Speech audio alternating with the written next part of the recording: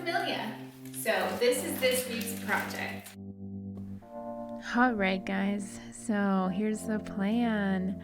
We're going to take out these cabinet doors, remove some glass, gotta keep it safe, and then there's this like lattice work that this cabinet has, and I really don't feel like it's necessary. And then as you can see here, we're going to strip it. This is like actually more like 3 days, so let's say for 3 days, and then scrape it off.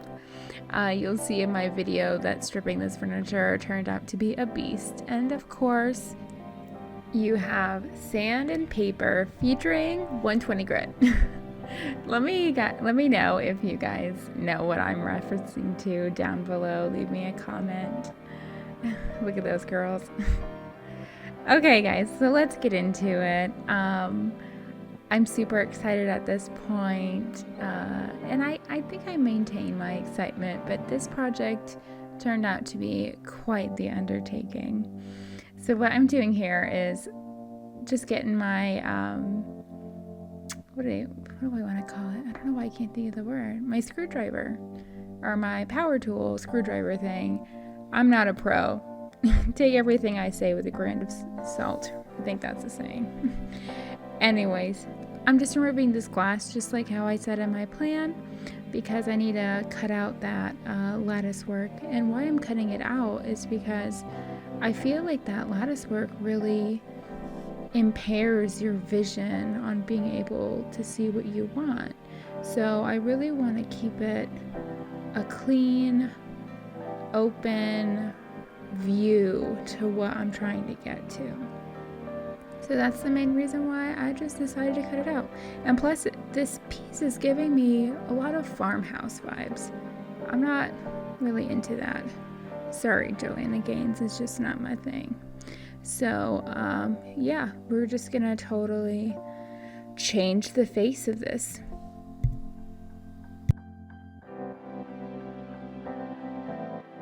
I have to tell you, I was so nervous trying to get out this glass, because this side actually had a broken piece on it already from the lady that I bought it from. It was already chipped. And I was just really afraid that there were going to be stress fractures in this glass that I didn't know about, and it was just going to bust on me.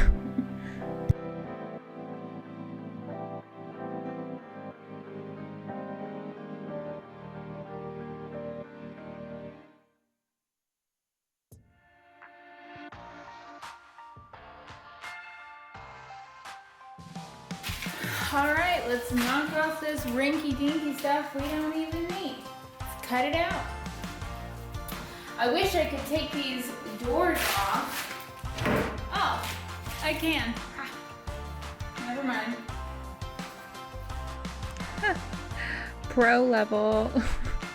No, I honestly, I looked at the hinges and I'm like, well, I can't unscrew it from the inside. How am I going to take these things off? Lo and behold, you literally just have to lift them off. It's like the easiest way I've ever taken off a door ever. So that was kind of fun. And, removing these pieces of lattice work was actually surprisingly easy too. It's just connected with, like little wooden pegs, little dowels. And so all it needed was a little bit of stress, and they popped right out. There were a couple pieces that had holes, so I just filled that with wood filler.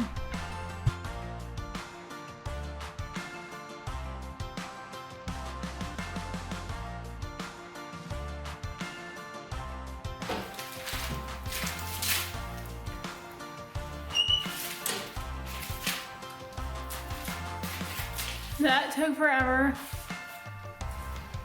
Oh, past Amelia, if only you knew. That beginning part would be the easiest part of this project.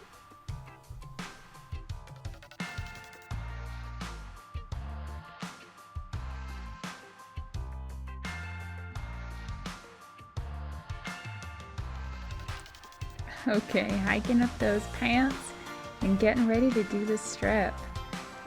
This is a citrus strip. I believe it is kind of like a non-toxic stripper. When you put it on, it really doesn't smell that bad compared to like I've seen like aircraft strippers, and those are stinky. This one really isn't that bad. So I put on my PPE, my personal protective equipment, such as my gloves and my glasses.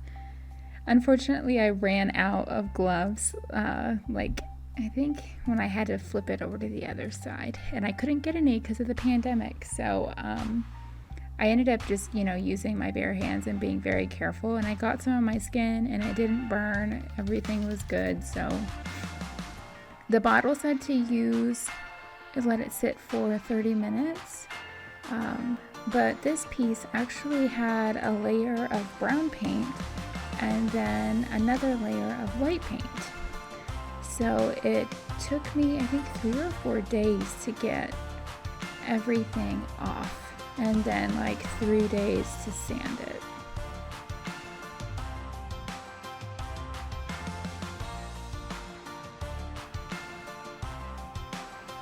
Alright, and so this drawer and the very top of the piece were different compared to the body. And I'm not sure if they used a different wood in the construction of the cabinet, or if the previous owners, when they painted it brown, did not remove the varnish, because as you can see, it has that very yellow oaky color. And so once I got the brown paint off, then I had to strip it again to get the varnish off.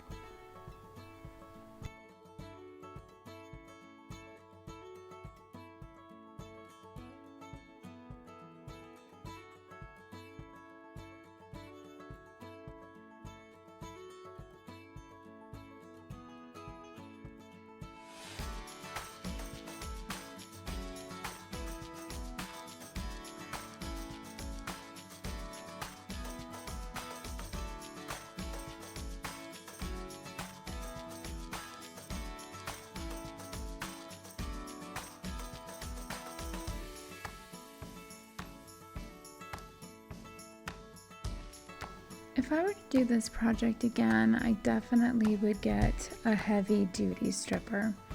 I would buy a respirator, I would get a stripper, and I would open that garage door because, it did not cut through both layers of paint.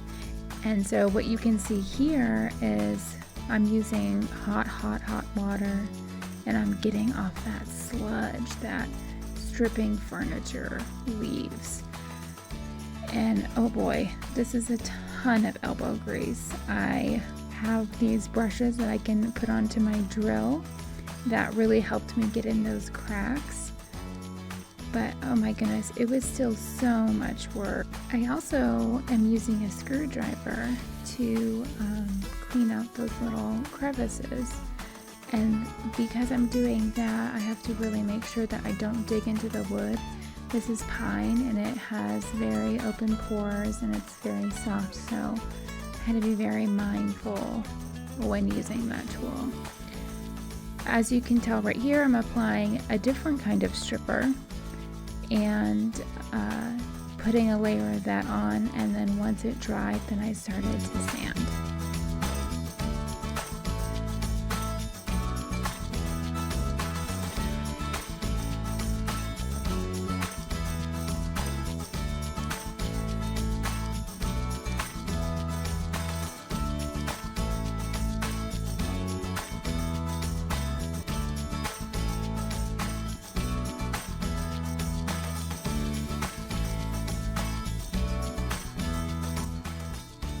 The stripper almost made the paint more adherent, I almost feel like. I don't really know how it worked, but it almost stained and really penetrated the wood a lot more than I had anticipated. So as you can see here, they have, it has a lot of really dark variations. That's not what pine looks like.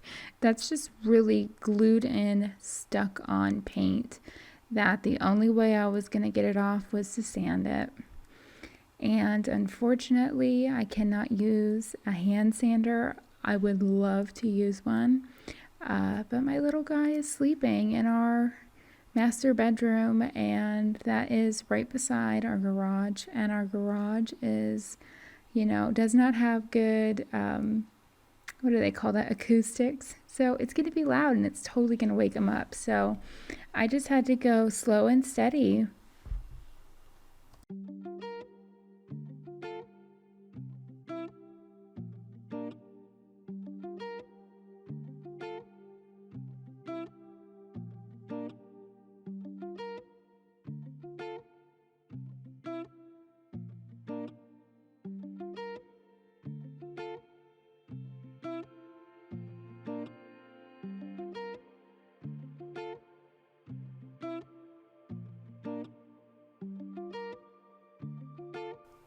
What makes this project such a beast is all those lips and edges and crevices that it has, because if you don't get that paint out, you can totally tell.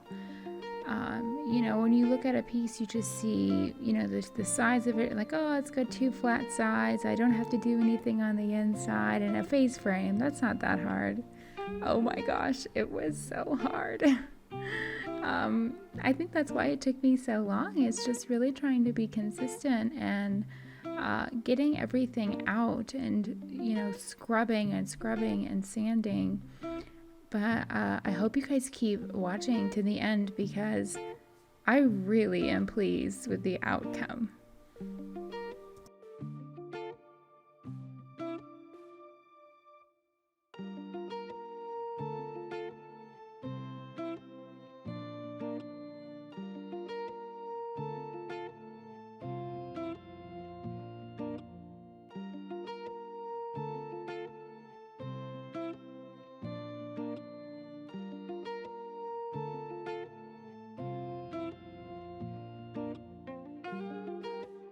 Overall time. Cringe. No, I started getting super excited and more interested in creating different shots.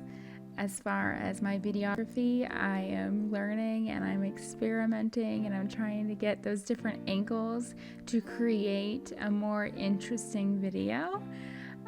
So I thought I would do like a little fun overall clip there.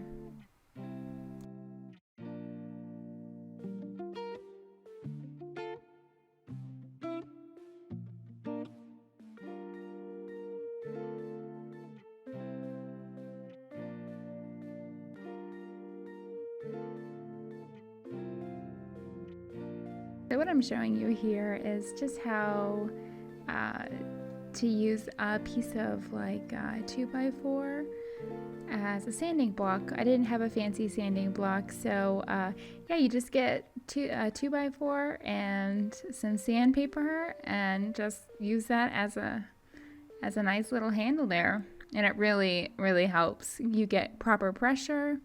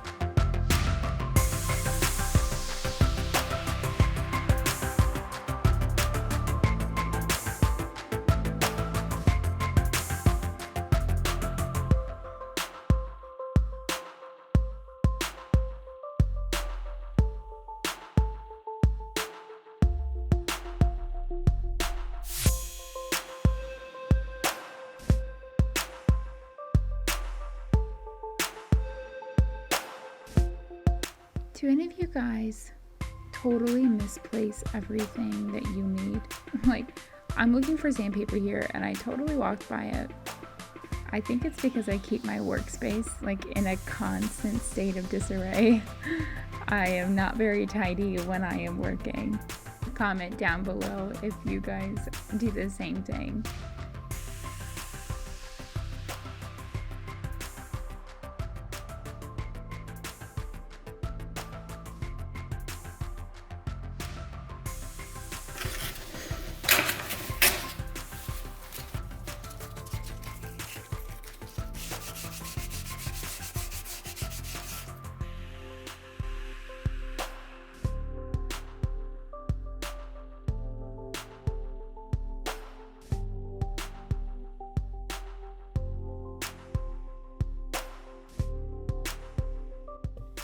I use so much sandpaper with this project. This little clip here that I have is like a fraction of the huge bag that I have collected of my used paper.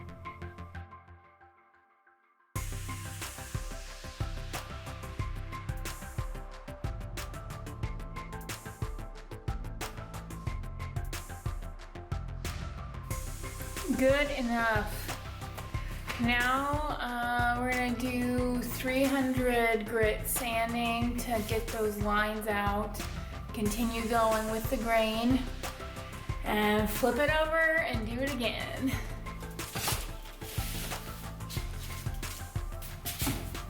Okay guys, I got this side looking like butter. That's my favorite. So because this is pine, it is a soft wood. Oh, little guy's acting up. Does he think he's awake? Oh, somebody's awake. Well, I better hurry up. My real job is calling for me, and I'm on shift. So, anyways, what I'm saying is that this is pine. It's a super porous, soft wood. So I've been able to get away with sanding by hand. I would love to use an electric sander on this, but my little guy is sleeping in the room right next door to the garage, so I don't want to wake him up. But I guess I was unsuccessful with that. So this side's done. We'll go to the next side, and I've already done the face front, and then I'm gonna paint the inside and do a paper applique in there. So I'm not gonna worry about sanding in there. And then we'll condition the wood, give it a real nice finish on it, and then you'll see the next part, which involves some really fancy feet.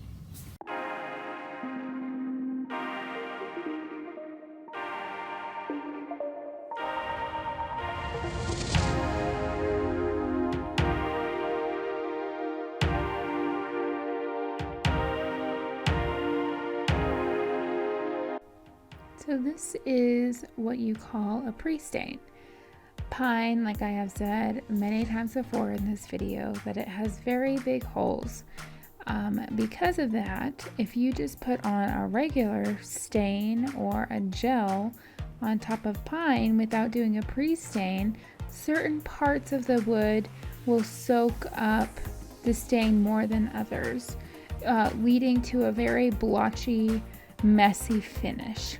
So I did the pre-stain, I followed the directions, applied it, let it sit for, I think it was 5 or 10 minutes, wiped it off, and then let it rest for 20, and then applied a gel stain. So this gel stain is great. It's a Minwax gel stain. I think I got like a walnut color. I really enjoyed it. It's my first time working with gel stains.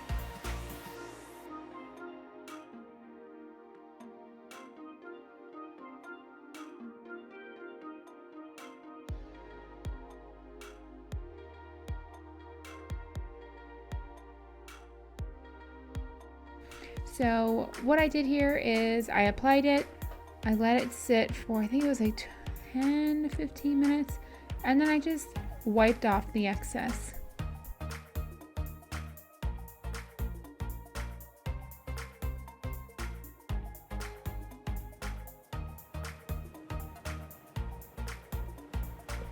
Okay guys, fancy feet time. These are actually feet taken off of a clawfoot tub. They are cast iron, and they had 2 layers of paint on them. How I remove the paint is using this stripper right here, and you can see it's VOC free, non-toxic, and fume free. So I felt very comfortable using this inside my house. It actually worked really great. And then what I'm showing you here is a lead test kit. The previous owner dated these at 1910. So, 1910, I'm like freaking out. It's going to be lead. My baby's going to be crawling around, touching it because he just can't help himself. So I really needed to make sure that there was not lead. So it did not pop up pink or red on the test kit. So we were good. And I just happily stripped these pieces.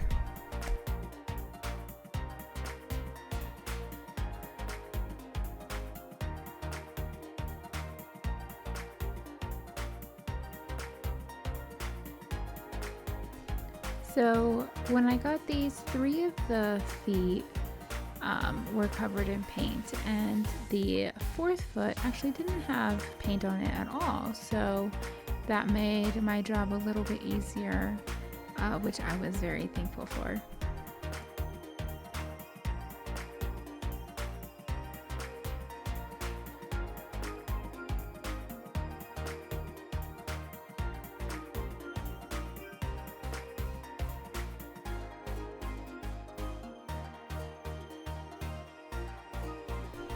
I let the paint sit for about 45 minutes, and then I came back to check on its progress, and it really wasn't doing that great of a job.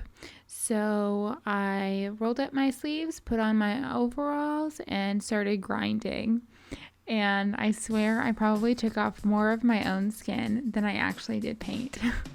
I ran the thing into my leg a couple of times and got my wrist a couple of times. I am super accident prone. I'm not sure if I should have power tools or not. But yeah, so this process right here, what I'm showing you, didn't really work that well. But the next part actually does work well.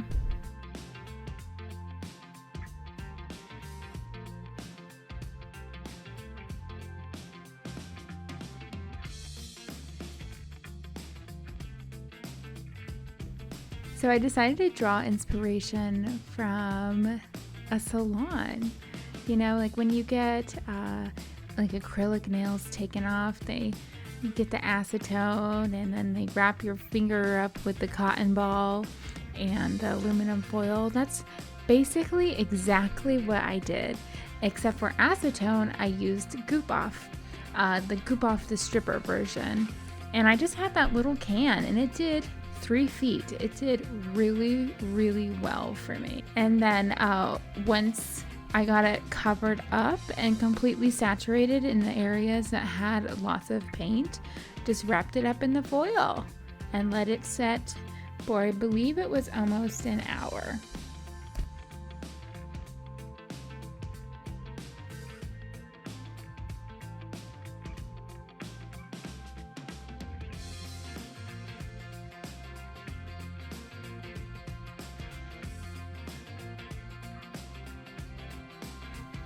Oh man, look at all of that paint. It's that brown, rusty, tingy color on the paper towel was all that paint that was stuck in the crevices. And look at the difference it did. Incredible. So much easier than grinding my skin off. And then I just stole my husband's toothbrush and proceeded to scrub. I had a bucket of acetone that I was using to help remove that stickiness, and it did great.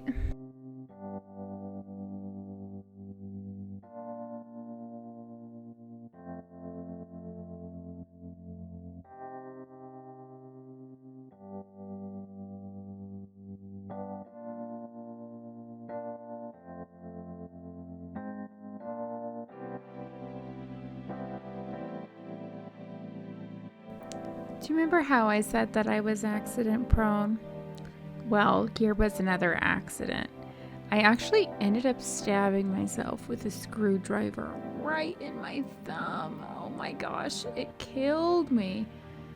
Oh, look at that. It actually doesn't look that bad, but it actually hurt pretty good. And then also, you know, I was using acetone and stuff, so it was really getting in that wound and burning.